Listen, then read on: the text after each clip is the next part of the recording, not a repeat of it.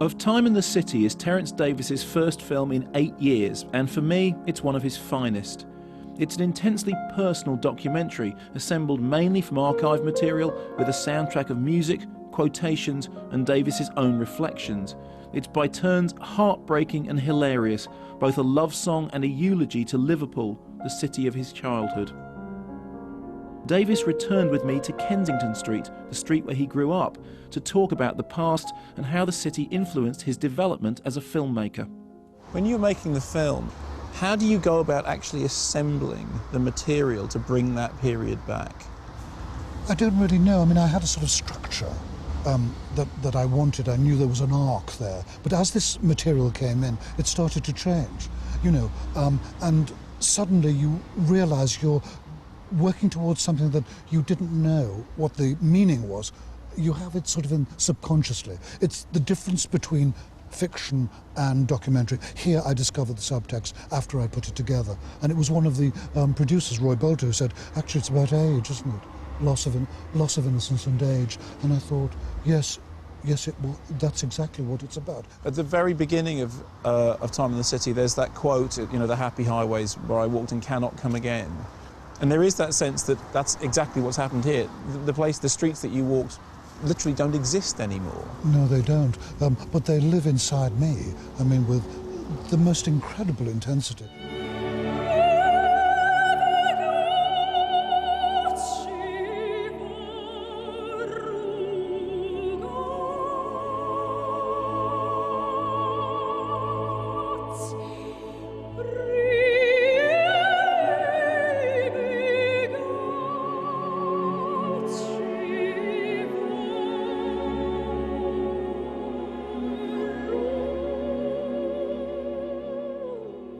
Piety has always played a part in Davies' films.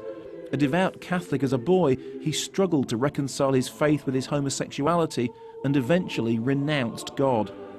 Just along the road from his childhood home is the church he worshipped in as a boy.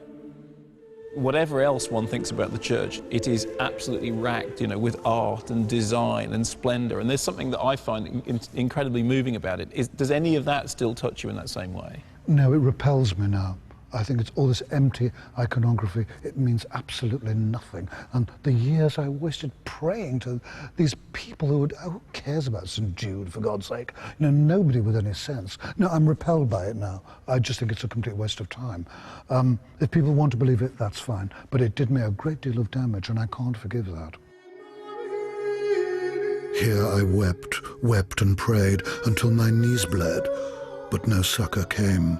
No peace granted. You who damn but give no comfort, why do I plead? Why do you not respond, angel eyes? So religion failed you at an early age, but you found another church, didn't you, in the cinema?